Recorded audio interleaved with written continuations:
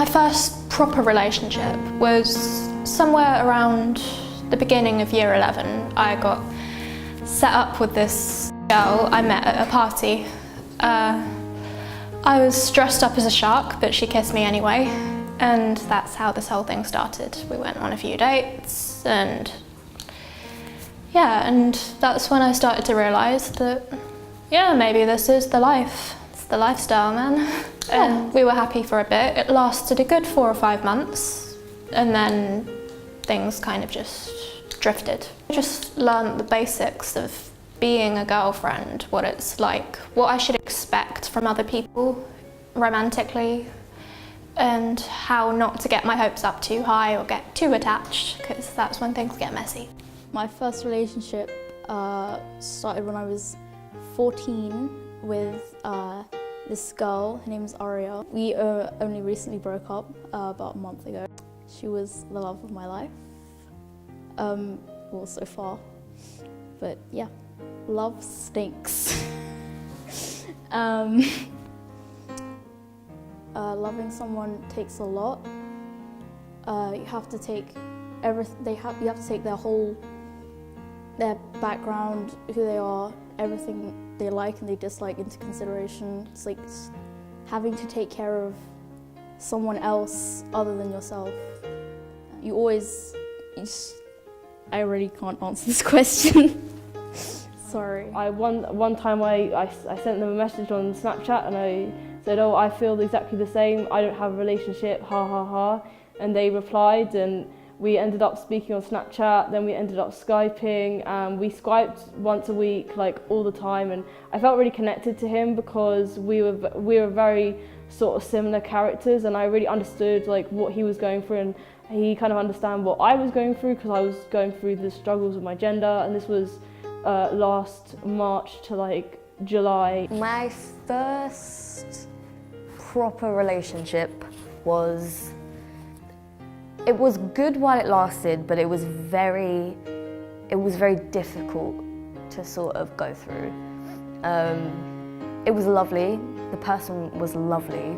I think we just kind of met at the wrong time, because we both met at points in our lives where we were still trying to figure ourselves out. I mean, we're teenagers, so obviously we're all figuring ourselves out when we're teenagers, but I think for both of us it was so much deeper than, you know, the average teenager, because we're both transgender.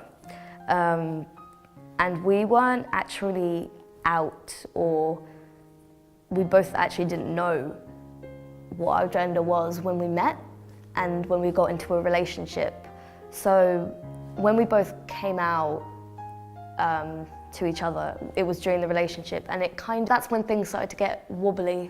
So it was kind of difficult to maneuver through that, because we both realised who we were, and we realised that who we weren't meant to be together, and we weren't going to work out.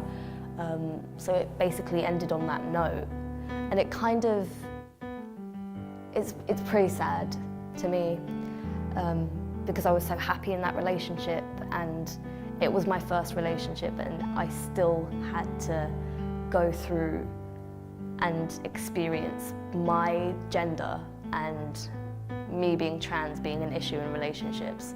And it's sad because for the rest of my life, it's going to be a factor of my relationships.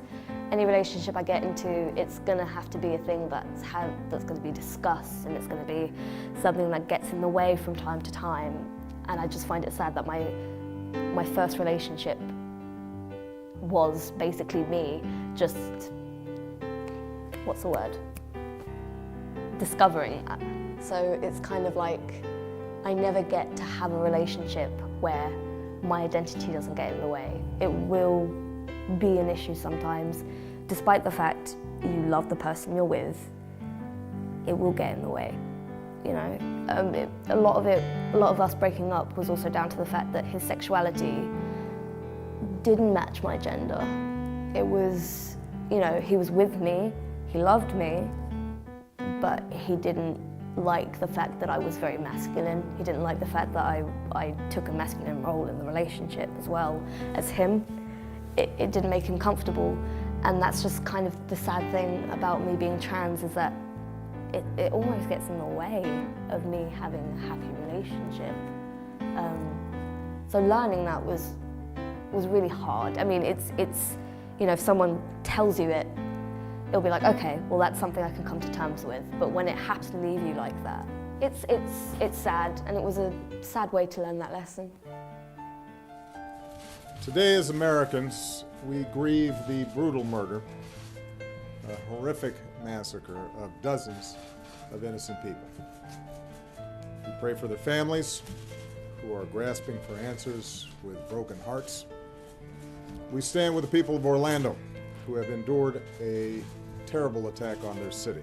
The Orlando shooting kind of opened my eyes because people still are dying. People are still being persecuted for who they love, and despite the fact that things are progressing and changing for the better, there's still a sense of unease. But simultaneously, there's kind of a sense of not being completely alone because of social media uprising, of support, of consoling people after this tragedy has happened to us as a community. It did kind of validate us, and it kind of showed a sense of unity among the LGBT community. I don't think the community will ever recover.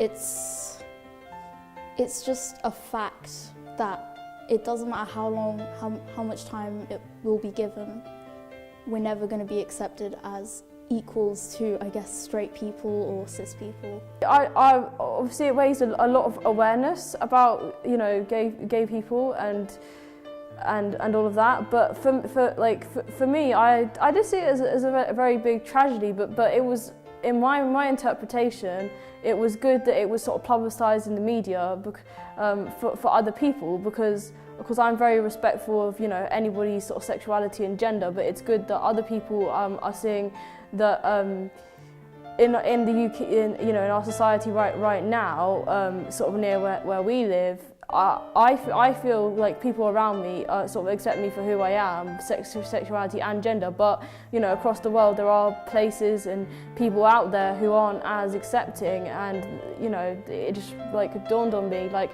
no, not everybody's accepting as that, you know, and if you're born into a certain type of family, you know, that your people may not be as accepting, and shootings, things like this, you know, can happen for just being yourself, and it's such a shame that those sort of things have to happen, and maybe, you know, in the future that these things sort of can be more controlled by the sort of awareness and further understanding of you know, the LGBT community. It was quite harrowing. It was really shocking because, you know, it's 2017. We've kind of reached a point where there's, you know, LGBT people everywhere. People feel safer to come out. You know, there's a lot of media representation, whether it's inaccurate or not. There's media representation of LGBT people in a positive light, and for that to be our reality, and then suddenly in one of the most, what's the word? In the Western world, for America of all places, for there to be a shooting where a mass amount of LGBT people are murdered is quite shocking to happen when it did. And I think the worst part about it was when it happened. It happened a few weeks before Pride, which kind of, it was really scary because it felt like a message was trying to be sent to all LGBT people that we're not safe, and that we shouldn't be out and proud, and, you know, nothing's really going to change. At the month where LGBT people are happiest, where they feel like they can celebrate themselves, whether they're out or not, in that month, in our time, our people were murdered, and it was so shocking, and it affected everyone in some way. There were people, myself included, who were too scared to go to Pride because they didn't want to be murdered.